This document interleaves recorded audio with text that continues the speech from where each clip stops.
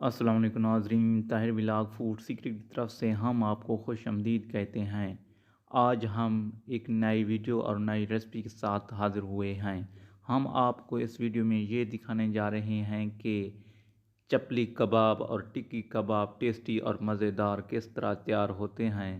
अगर आप ये चपली कबाब और टिक्की कबाब टेस्टी और मज़ेदार अपने घर में तैयार करना चाहते हैं तो आप देर ना करें, आप भी अपने घर में ये टेस्टी और मज़ेदार तैयार कर सकते हैं।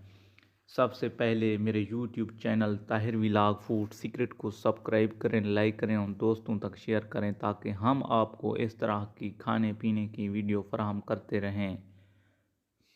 अगर आप इसकी मुकम्मल रेसिपी तरतीब के साथ देखना या पढ़ना चाहते हैं तो मेरे YouTube channel Tahir village food secret के डिस्क्रिप्शन में चले जाएं, वहाँ मैंने पूरी तफसीलात के साथ रेसिपी दे रखी है।